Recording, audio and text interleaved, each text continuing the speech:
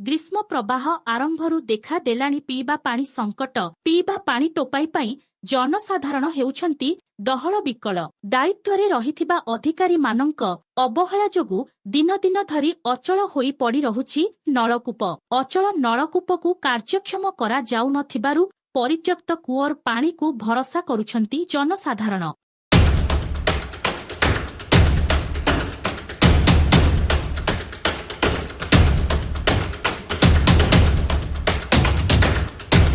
झुम्पुरा block असनपाट पंचायतर धातिका grammar पात्र साही एवं बांकी साहिरे पीवा पानी संकट देखा देइथिबा देखिबाकु मिलिछि। बांकी साहिरे वर्तमान 40 रु ऊर्ध्व परिवार बसवास करुछंती। साही बासिंदांक पई गोटाई मात्र नलकूप रहिछि किंतु नलकूपटी आजकु 15 दिनरु ऊर्ध्व हेबो अचल होई पड़िछि जाहा फलरे साहिरे पीवा पानी संकट देखा देइछि। साही बासिंदा बारंबार अभियोग करिबा परे मध्य विभागीय अधिकारी माने मरामती करुनाहांती बोली साही बासिंदा गीता नायक, रंजिता नायक, कलावती नायक, मामी नायक कहिछंती। सेहीपरि पात्र साहिरे मध्य समान अवस्था देखिबाकु मिलिछि। साहिरे वर्तमान 30 रु ऊर्ध्व परिवार बसवास करुछंती। एही परिवार मानंक पई रहिछि नलकूप किंतु आजकु 1 मास हेबो नलकूप अचल होई पड़िछि जाहा फलरे साहिरे पीवा पानी संकट देखा देइछि। अचल नलकूपकु मरामती करिबा पई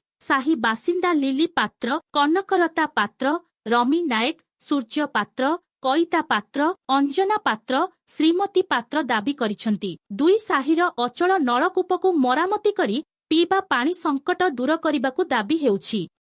आपनकर जो टोयल केते दिन बंद हलानी? प्राय 15-20 दिन बंद हेछि। आपण माने पानी कोट खाउचंती? प्राय 1 किलोमीटर दूर होबो हम कोरु पानी पिउछु। परिचय मोना लिली पात्र, ग्राम धातिका पात्र साई, पंचायत असनपाट, ब्लॉक झुम्पुरा। केते दिन हलानी टोयल पानी बाहरु नै? एके मासे कते हिजबो बाहरु नै पानी खराब हेछि। पानी कोट खाउचंती? पानी अलगा साईरु अलगा माने गिदबास रु आना होछि पानी बहुत दूरिया रु आना होछि आ बहुत असुविधा पाउछु।